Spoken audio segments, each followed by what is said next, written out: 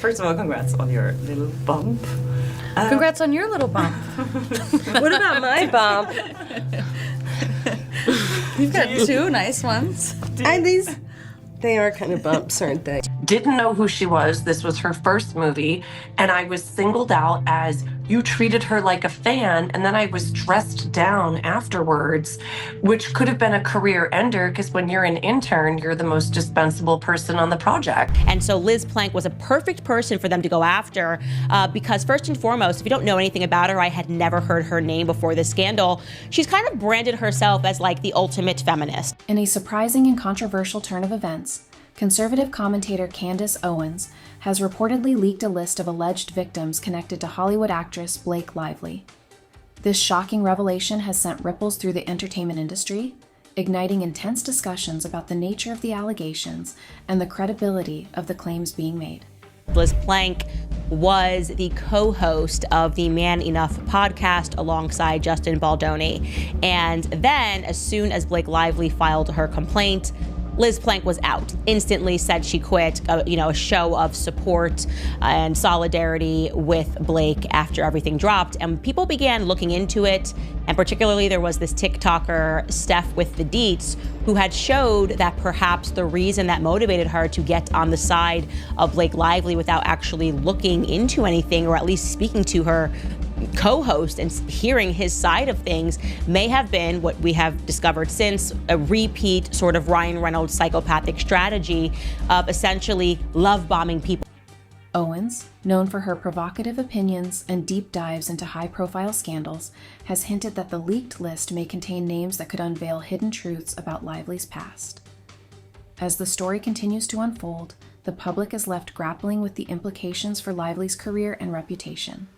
Now other footage is coming out of Blake Lively admitting, hey, when I get involved with projects, they hire me as the actress, and sometimes I don't really tell them, but I actually want to come in and I want to rewrite it, and I want to be a producer, and I want to do all of these things. She's literally admitted all of this blatantly. This is just the first time that it's ended up. How old is Blake Lively, by the way? 30s, I believe. 34. How much longer do you think Ryan Reynolds sticks around with her? Did any of you guys see Deadpool Wolverine at all? Yeah, so do you remember the scene where he's nice Paul and he's saying like, oh, she bounced back right after her pregnancy. It's okay, I can say that I'm a feminist. They're literally mocking Justin Baldoni.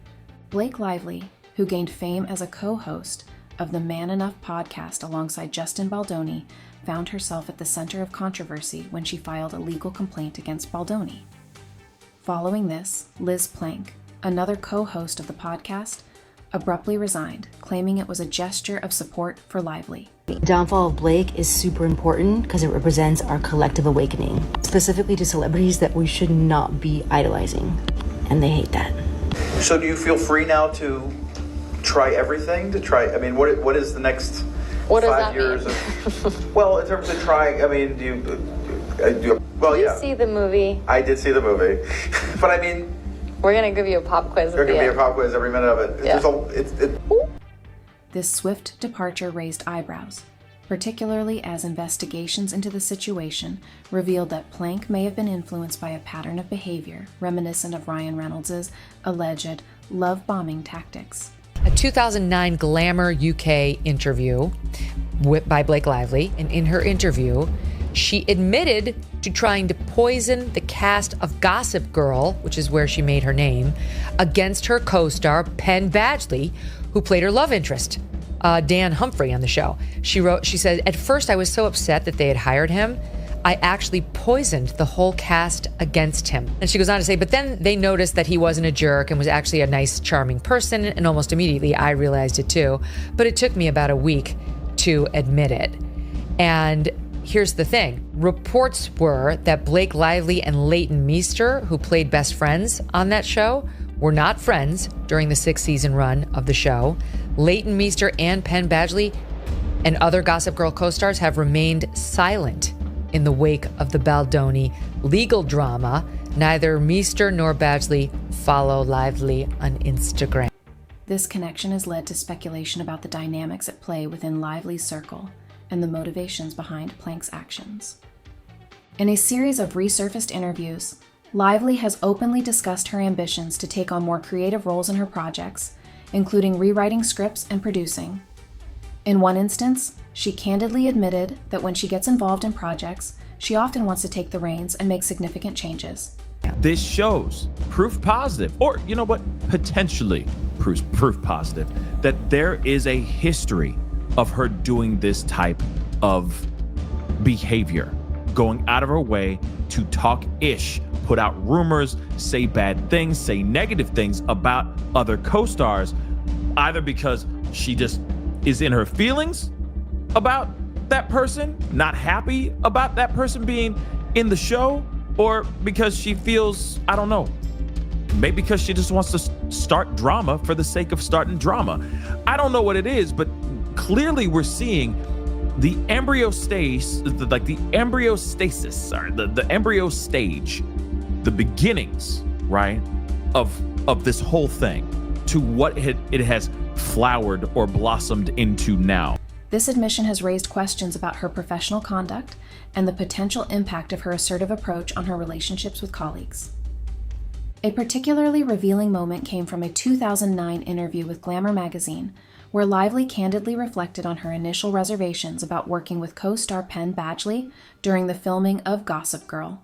I mean, but I don't have any bad memories of you, so that's good. Great. So bad memories of you. There you go. And we'll leave it at that. And we'll leave it at that. No, I always had fun filming our scenes together, especially in the beginning. We worked a lot. Like we worked a lot together. Yeah, actually, but you know, I mean, I'm almost like, by the end, we really didn't work together. No, at all. No, you were always doing crazy storyline. I was off being a drug dealer and whatever else they were writing. She confessed to attempting to sway her fellow cast members against him, expressing her frustration upon learning of his casting. However, her perspective shifted as she recognized Badgley's genuine and charming nature, leading her to acknowledge her misjudgment within a week.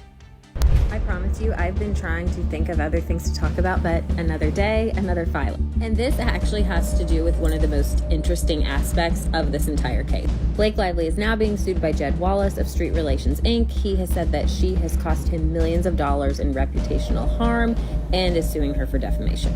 Lively's counsel released a statement saying that this is just someone else that's trying to sue her into oblivion for speaking out, and that they are confident that this will get dismissed, which I find that to be really interesting because this is someone that they alleged in her original complaint was really responsible or had a part in allegedly the whole astroturfing, because they alleged that Wallace was responsible for planting negative comments and negative story, which Wallace has maintained that he had no part in any negative PR tactics against Lively.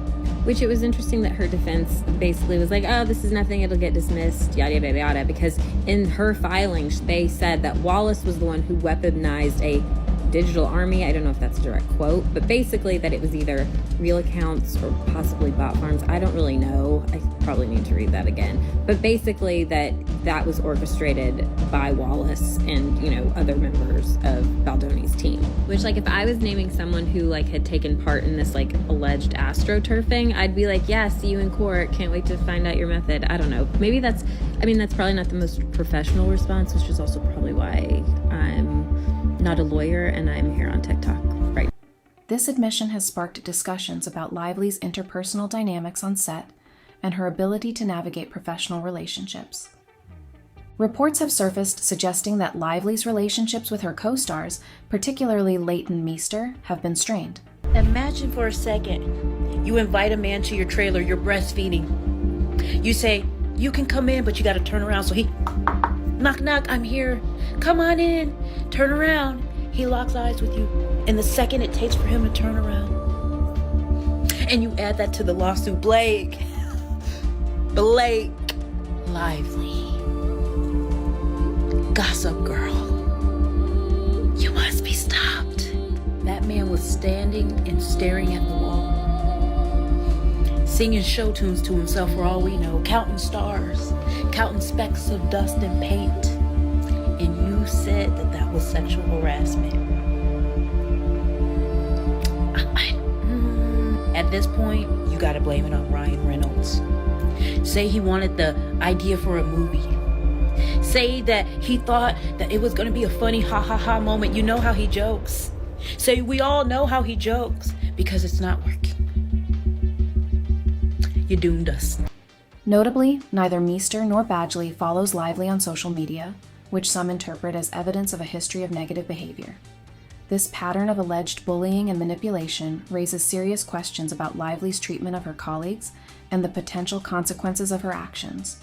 Blake Lively was the reason an assistant director quit A Simple Favor, allegedly of course. And we learned this from Henry Golding's post. Henry Golding, who was in A Simple Favor, made a post with the poster for another Simple Favor, and under his post, Barbed Wire TV had commented, "I worked with you on the first one. My experience with everyone was absolutely amazing except for a certain someone who is the reason I quit being an AD. Guess who that person is? Wish you all the best with this though." And Barbed Wire TV went on to say, "I want to avoid attention around this, but I will say she was cruel to many. I know I cried my way home many nights because you try so hard to please someone who is never pleased and puts you down constantly. I can't believe it's actually getting back at her. Karma is real." And Barbed Wire TV, whose real name is Barbara Jaworski, definitely seems to work in like the production world. And for further proof, here's her IMDb. Seems to be under her maiden name. Says she's known for Barbed Wire TV, which obviously that's even her account name. Under projects, you'll see A Simple Favor. She was the 4th assistant director. So not only did we learn that she quit, but apparently she made many people cry behind the scenes. Adding another layer of complexity to the situation, Jed Wallace, the owner of a crisis mitigation firm, has filed a defamation lawsuit against Lively.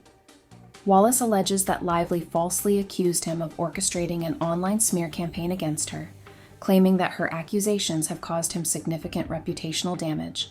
She wasn't even famous at that point, was she? Did you know who she was? No.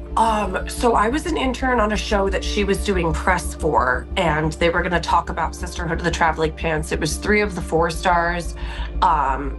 I believe it was Alexis Bledel who wasn't there. And my job was to hand out water bottles to whoever needed it on set that day. And so I didn't talk to her. I had no interaction with her. I walked by her in the green room and I went to set as I do. And then she was like, "Oh, that girl did I hang up? No, okay. You're there. Yeah. That girl treated me like a fan. That girl made me uncomfortable." This countersuit not only complicates the ongoing legal disputes involving Lively and Baldoni, but also highlights the contentious nature of the allegations being exchanged. Lively's legal team has responded to Wallace's claims by asserting that he is merely attempting to silence her for speaking out. They maintain confidence that the lawsuit will be dismissed, framing it as another attempt to undermine her credibility. Now there are more things starting to come out showing that there are breadcrumbs, that there is a possibility that she's been doing this since she's been in the system, since she's been in the Hollywood game. And it's insane to me because this is also her going after another co-star on a hit show. Now, Gossip Girl was a very, very popular show. For those of y'all who don't know, I'm sure a lot of you guys know or were first introduced to Blake Lively through that show. This back and forth has intensified the scrutiny surrounding Lively's actions and the motivations behind her legal maneuvers. In her legal filings, Lively has included an incident where she claims a man entered her room while she was breastfeeding without permission. However, contradictory reports suggest that she had, in fact, granted permission for the individual to enter. Justin Baldoni is now involving Taylor Swift in his lawsuit against Blake Lively. So Justin Baldoni is suing Blake Lively, Ryan Reynolds, and their publicists for over $400 million for all the It Ends With Us drama. Now he's name dropping Taylor Swift, Blake's bestie, in the mix. Thankfully, Taylor Swift is not being sued, but she's mentioned in his 179-page paper complaint. And he's alleging that Taylor's fame was used to pressure him during production. And it really all stems from this penthouse situation where Blake and Ryan live. Apparently there was a meeting there with all of them and Taylor Swift was actually present, and Blake ended up rewriting one of the scenes. And even after the meeting was over, Baldoni texted Blake this saying, "I gotta put my glasses on for this one, the font is too small. Also was working on the rooftop scene today. Really love what you did. Makes it so much more fun and interesting, and I would have felt the same way without Ryan and Taylor." Allegations of misconduct and a retaliatory smear campaign have fueled public interest, particularly as Baldoni, a self-proclaimed male feminist, faces accusations of sexual harassment. The juxtaposition of Baldoni's public persona with the serious allegations against him has created a complex narrative that continues to evolve. This was a sinister PR move. Blake Lively then moved 11 days later to file a lawsuit. So now she has filed a lawsuit, and I don't think she ever wanted to do this. I think she genuinely wanted this to be a PR move, and she wanted to leak it to the New York Times. She thought the public would take her side with no questions asked. And instead the public is saying, no, we have a few questions here. And Justin Baldoni is going all the way to the wall on this. His lawyer is already giving interviews explaining just how nasty her team has played this. The lawyer's name is Brian Friedman. He stopped by the Megyn Kelly show, and here's some of the things that he had to say. First, he says there used to never be a sexual claim. There never was a sexual claim until she went to that civil rights office. Take a listen. There was actually no allegation of sexual harassment until the lawsuit was filed. As the situation develops, the involvement of high-profile individuals, including Taylor Swift, raises further questions about the credibility of Lively's claims. Swift's silence on the matter has led to speculation about the validity of Lively's allegations. The fact that Swift, known for fiercely supporting her friends, has not publicly sided with Lively has prompted discussions about the underlying dynamics of their relationship and the potential implications for Lively's credibility. Here's a fan conspiracy that's going viral saying, the reason why I believe Justin Baldoni is because Taylor Swift hasn't defended Blake Lively publicly. You know, hey, it might have some weight. Have a listen. Say this out loud because I haven't seen anybody else say it. Does nobody else think that Taylor Swift is the dead giveaway? That Taylor Swift is the reason that none of it makes any sense with Blake Lively and Justin Baldoni? Like, Blake Lively has to be lying about being sexually harassed. And the reason I say that is she couldn't even convince her best friend. And by the way, other people like Umbrella Guy have said this is why she's doing this fishing expedition with the subpoenas, because they're looking to further smear Justin Baldoni because they don't actually have any evidence of the sexual harassment. And if you really are friends with somebody, like if Taylor Swift really believes Blake, she might say something like, look, let's let this all play out, but I'm standing by my friend. I believe my friend. I think that would be so fair to do. And the fact that Blake hasn't done that at all, I think does speak volumes, because in the end, if Blake Lively is telling the truth, you wouldn't even want to be friends with Taylor Swift at the end of this, because she hasn't had your back. Like, you want your friends to defend you. So the fact that the friends aren't defending you, what does that say? Okay, Lady C is a Twitter account that has gone viral for their sources regarding It Ends With Us. And I'm just going to read what they have to say, because they're putting pressure on Colleen Hoover to throw Blake Lively under the bus. Industry support appears divided, with some professionals backing Lively while others question her credibility. The ongoing legal disputes and the surrounding drama have created a multifaceted narrative that continues to evolve, leaving the public eager for more information.